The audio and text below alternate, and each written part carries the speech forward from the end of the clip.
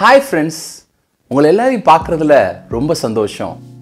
இந்த நாளில் நான் உங்கள் மத்தியில் 3 காரியத்தை பேச போகிறேன். ஸோ இந்த மெசேஜுக்கு ஒரு சின்ன டாபிக் கொடுக்கலான்னு சொல்லி யோசிக்கிறேன். அந்த topic AAA, triple A. First A, attraction. அந்த அட்ராக்ஷனை பற்றி நான் உங்கள்கிட்ட சில காரியங்களை பேச போகிறேன். சின்ன வயசுலேருந்து நம்முடைய வாழ்க்கையில் நிறைய அட்ராக்ஷன்ஸ் இருக்கும். ஃபர்ஸ்ட் அட்ராக்ஷன் என்ன? ஒரு சின்ன பொம்மை மேலே வரும். குழந்தைங்களுக்கு பொம்மைனா ரொம்ப பிடிக்கும். செகண்ட் அட்ராக்ஷன், ஒரு பொண்ணாக இருந்தால் ஒரு சின்ன ட்ரெஸ் மேலே அட்ராக்ட் ஆவாங்க. சில குட்டி பொண்ணுங்க மேக்கப் செட்ஸ்னால் ரொம்ப பிடிக்கும். அப்புறம் அட்ராக்ஷன் எதில் வரும்? கொஞ்சம் வளர வளர ஒரு பைக் மேலே ஒரு அட்ராக்ஷன் வரும். ஒரு செல்ஃபோன் மேலே அட்ராக்ஷன் வரும். நிறைய பேர்த்துக்கு கொஞ்சம் பெருசாக ஆனோன்னு ஒரு கார் மேலே ஒரு அட்ராக்ஷன் வரும். ஸோ இந்த அட்ராக்ஷன் எல்லாருடைய வாழ்க்கையிலும் இருக்குது. செகண்டில் நம்ம பார்க்க போகிறது அஃபெக்ஷன். நிறைய பேர் ஃபர்ஸ்ட் இருக்கிற அட்ராக்ஷன் ஸ்டேஜில் இருந்து செகண்ட் ஸ்டேஜ் அஃபெக்ஷன் ஸ்டேஜுக்கு போவாங்க. இந்த அஃபெக்ஷன் எப்படி வருதுன்னு பார்த்தீங்கன்னா, நம்ம அட்ராக்டாக இருக்கிற ப்ராடக்டில் ரொம்ப அஃபெக்ஷனேட்டாக இருப்போம். ஃபார் எக்ஸாம்பிள், நம்ம யூஸ் பண்ணுற செல்ஃபோன். நான் ஏன் தெரியுமா அந்த எக்ஸாம்பிள் யூஸ் பண்ணேன்? இந்த எக்ஸாம்பிளை விட பெஸ்ட் எக்ஸாம்பிள் எனக்கு எதுவுமே கிடைக்கலங்க. ஏன் அப்படின்னா, இந்த செல்ஃபோன் இல்லாமல் யாருமே இருக்க முடியாது. இப்போது பிறந்த 1.5 வயசு குழந்தையிலேருந்து பெரிய தாத்தா பாட்டி வரைக்கும் செல்ஃபோன் தான் பிரதானமாக இருக்குது. நம்ம இந்த செல்ஃபோனை பற்றி இன்னும் கொஞ்சம் டீப்பாக சொல்லணும்னா, ஒரு சின்ன வீடியோ பார்த்தேன்.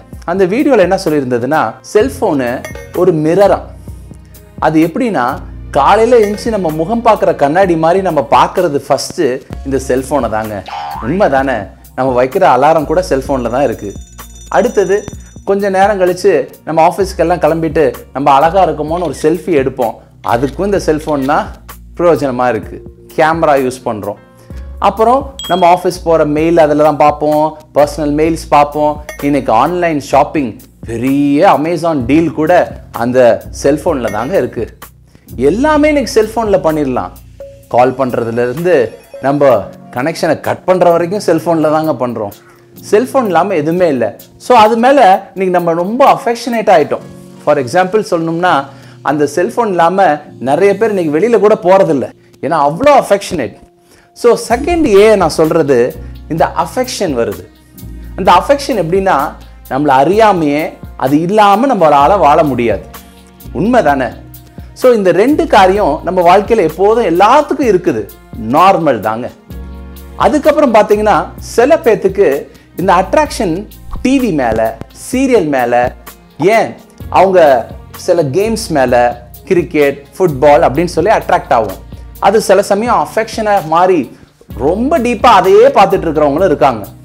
ஸோ இந்த அஃபெக்ஷன் அட்ராக்ஷனை பற்றி நிறைய பேசிட்டேன், போதும். இப்போ நம்ம 3வது காரியம், மிக முக்கிய காரியம், அடிக்ஷன். அடிக்ஷன் பார்த்தீங்கன்னா நிறைய பேருடைய வாழ்க்கையில் நிறைய காரியத்தில் இருக்குங்க.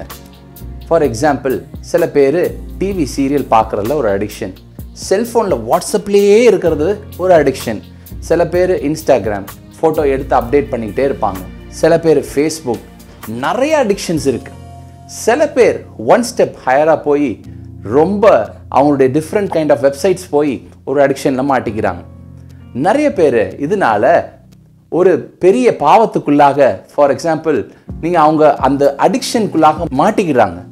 அவங்களால வெளியில் வர முடியல. இன்னைக்கு இந்த அடிக்ஷனை பற்றி தான் நான் அவங்கள்ட்ட பேச விரும்புகிறேன். நம்ம ஃபர்ஸ்ட் 2 ஸ்டேஜில் இருந்தோம்னா நம்ம வெளியில் வர்றது ரொம்ப ஈஸிங்க. ஆனால் அந்த 3rd ஸ்டேஜ் இருக்கே, அடிக்ஷன், மிக மோசமானதுங்க. இந்த அடிக்ஷனில் ஒருத்தர் மாட்டிக்கிட்டா அவங்க வெளியில் வரவே முடியாது. நிறைய இடத்துல நம்ம பார்த்துருக்குறோம், ஸ்மோக்கிங் ஒரு அடிக்ஷனாக இருக்குது. நிறைய இடத்துல ட்ரிங்கிங் ஹேபிட் ஒரு அடிக்ஷனாக இருக்குது. அவங்ககிட்டலாம் போய் நீங்கள் விட்டுருங்களேன் அப்படின்னு பாருங்களேன், கண்டிப்பாக விடுறது ரொம்ப கஷ்டம். ஏன்? அவங்க ஃபஸ்ட்டு 2 ஸ்டேஜிலேருந்து 3rd ஸ்டேஜுக்கு போயிட்டாங்க.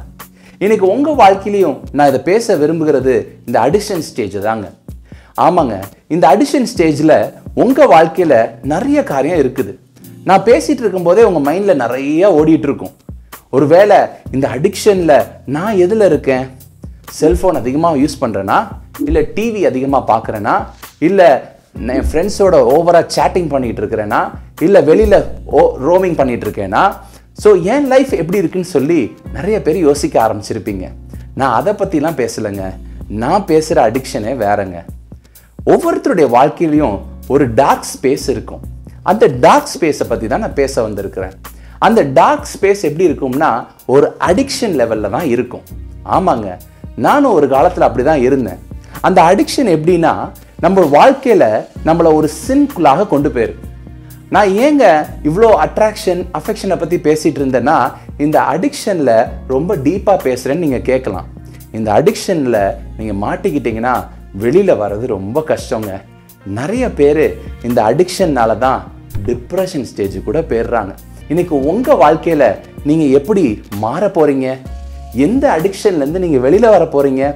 நான் இந்த அடிக்ஷன் தான் உங்கள்கிட்ட இருக்குன்னு நான் பேசலை, அது உங்களுக்கே தெரியும். அடிக்ஷன் ஸ்டேஜில் நீங்கள் இருக்கிறீங்களா? நான் ஒரு ஃப்ரெண்டை உங்களுக்கு இன்ட்ரடியூஸ் பண்ணுறேன்.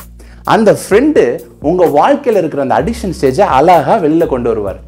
அந்த ஃப்ரெண்டை இன்ட்ரடியூஸ் பண்ணுறதுக்கு முன்னாடி ஒரு சின்ன வேர்ஸை பைபிள்லேருந்து நான் சொல்ல விரும்புகிறேங்க. அந்த வேர்ஸ் வேறு எதுவும் இல்லை, ப்ராவர்ப்ஸ் 28:13. இந்த வேர்ஸ் சொல்லுது, தன் பாவங்களை மறைக்கிறவன் வாழ்வடைய மாட்டான், அவைகளை அறிக்கை செய்து விட்டு விடுகிறவன் இரக்கம் பெறுவான். இன்னைக்கு உங்கள் வாழ்க்கையில் இந்த அடிக்ஷன் ஸ்டேஜில் இருக்கிற அந்த சின்னு உங்கள் வாழ்க்கையில் ஒரு சின்ன ஹிண்ட் எப்போதும் இருந்துக்கிட்டே இருக்கு. இது உங்களை அடிக்கடி நம்ம கடவுளை நெருங்க முடியாதபடி அது உங்களை தள்ளி கொண்டு போயிட்டே இருக்குங்க. அந்த சின்னை நீங்கள் விடுறதுக்கு தான் நான் இப்போ பேசிகிட்டு இருக்கேன். நீங்கள் எப்படி விட முடியும்? நம்ம நினச்சோம்னா விட்டுற முடியுமா? கண்டிப்பாக முடியாது. எந்த மனுஷனாலையும் முடியாது. அதனால தான் ஒரு காட் உங்களுக்கு ஹெல்ப் பண்ணுறாரு. அந்த காடு தான் ஜீசஸ் கிரைஸ்ட். நான் அவரை பற்றி தான் உங்கள்கிட்ட பேசினேன். நான் சொன்ன அந்த ப்ராவர்ப்ஸ் 28:13 சொல்லியிருக்கு, தன் பாவங்களை மறைக்கிறவன் வாழ்வடைய மாட்டான். ஆமாங்க, நீங்கள் உங்கள்கிட்ட இருக்கிற அடிக்ஷனை மறைச்சு வச்சிங்கன்னா வாழ்வடைய முடியாது. அது என்ன அடிக்ஷன்னால கூட இருக்கலாம். ஒருவேளை ஏதோ ஒரு டிஃப்ரெண்ட் வெப்சைட்ஸை பார்க்குற ஒரு அடிக்ஷனாக இருக்கலாம். இல்லை நீங்கள் அடிக்கடி செய்கிற ஒரு காரியம் பிறருக்கு பிடிக்காதது, பப்ளிக்காக செய்ய முடியாதது, இதுதாங்க அடிக்ஷன். நிறைய பேருடைய வாழ்க்கையிலையும் இந்த டார்க் ஸ்பேஸ் இருக்கு. இந்த டார்க் ஸ்பேஸை ஒரு பிரைட்டர் ஸ்பேஸாக மாற்றி பியூட்டிஃபுல்லாக அவங்கள மாற்றுறதுக்கு இந்த ஜீசஸ் கிரைஸ்டால முடியும். அதனால தான் நான் உங்களுக்கு சொல்லுகிறேன், இந்த அடிக்ஷன்லேருந்து நீங்கள் வெளியில் வர இந்த ஜீசஸை ட்ரை பண்ணுங்க. உங்கள் வாழ்க்கை பியூட்டிஃபுல்லாக மாறும். ஸோ நீங்கள் நான் இதற்காக ஒரு சாங் எழுதியிருக்கேன். இந்த ஜீசஸ் கிரைஸ்ட் எப்படி எனக்குள்ளே வருவார்? நான் அந்த ப்ராவர்ப்ஸ் சொன்ன வசனத்திலே நீங்கள் பார்த்தீங்கன்னா, அவைகளை அறிக்கை செய்து விட்டு விடுகிறவன் இரக்கம் பெறுவான். அறிக்கை செய்யணும். நீங்கள் உங்கள் பாவத்தை, உங்களுடைய சின்ஸை ஆண்டவருடைய சமூகத்தில் வந்து நான் விட்டு விடுகிறேன், எல்லாவற்றையும் உமக்கா விடுறேன், நான் பரிசுத்தமாக வாழ நான் அர்ப்பணிக்கிறேன்னு சொல்லுங்க. நான் இதுக்காக ஒரு சாங் எழுதியிருக்கேன். அந்த சாங் உங்களுக்காக ப்ளே பண்ணுறேன். Come, let's see that song and just give yourself to the wonderful God, Savior Jesus Christ. Thank you. God bless you. இன்னுள்ளே வாருமே, மனதுருகி வாருமே, இரத்தத்தால் என்னை கழுவிடுமே. இன்னுள்ளே வாருமே, மனதுருகி வாருமே, இரத்தத்தால் என்னை கழுவிடுமே. இயேசுவே நீ வேண்டுமே, இயேசுவே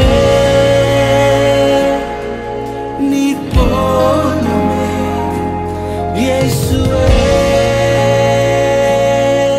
நீ வேண்டுமே, இயேசுவே நீ போதுமே. உந்தன் பிள்ளையாய் என்னை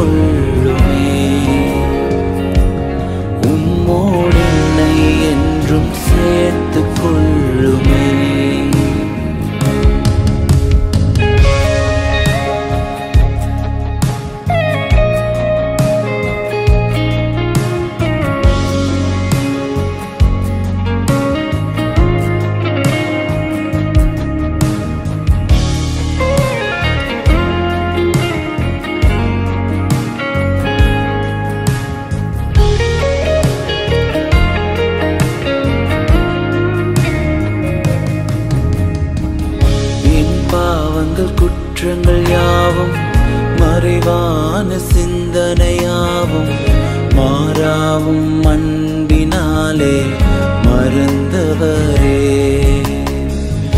என் பாவங்கள் குற்றங்கள் யாவும் மறைவான சிந்தனையாவும் மாறாவும் அன்பினாலே மறந்தவரே. தேடியும் யாரும் இல்லையே, தேற்றுவோர் தோளும் இல்லையே. தேடியும் யாரும் இல்லையே, தேற்றுவோர் தோளும் இல்லையே. உந்தன் பிள்ளையாய் என்னை மாற்றுமே, உந்தன் பிள்ளையாய் என்னை மாற்றுமே. உம்மோடு என்னை என்று சேர்த்து கொள்ளுமே, உம்மோடு என்னை என்றும் சேர்த்து கொள்ளுமே.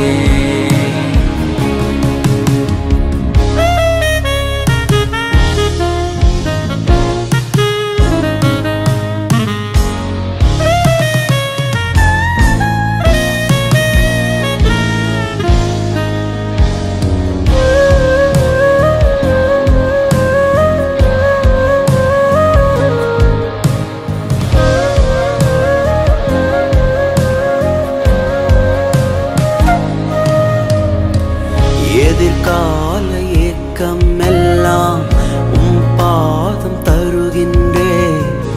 ஏற்று என்றும் என்னை நடத்திடுமே. எதிர்கால ஏக்கம் எல்லாம் உம் பாதம் தருகின்றே. ஏற்று என்றும் என்னை நடத்திடுமே. ஒருவரே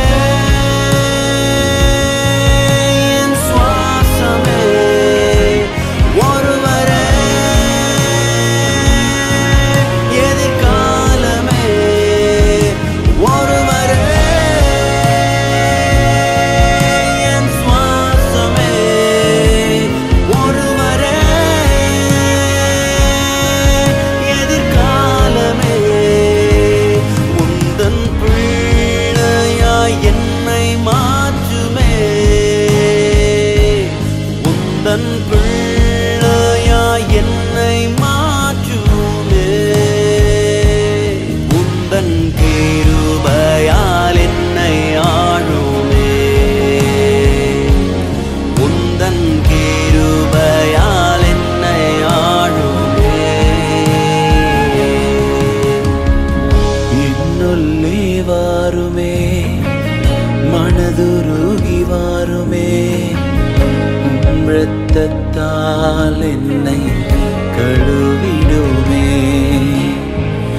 என்னுள்ளே வாருமே, மனதுருகி வாருமே. இரத்தத்தால் என்னை கழுவிடுமே. தன் பிழைகளை உணர்கிறவன் யார்? மறைவான குற்றங்களுக்கு என்னை நீங்களாக்கும் என்று தாவீது சொல்கிறார். மறைவானவர்கள் நம்முடைய தேவனாகிய கர்த்தருக்கே உரியவைகள். உன்னுடைய வாழ்க்கையில் இருக்கிற மறைவுகளை கர்த்தர் இன்று வெளியரங்கமாக்குவார். கர்த்தருக்கு முன்பாக உன்னை ஒப்புக்கொள். நீ செய்ய வேண்டியது ஒன்றே ஒன்றுதான். அந்த இயேசு என்ற அந்த நாமத்தை மாத்திரம் நீ சொன்னால் போதும். உன்னுடைய வாழ்க்கையை கர்த்தர் மாற்றிடுவார்.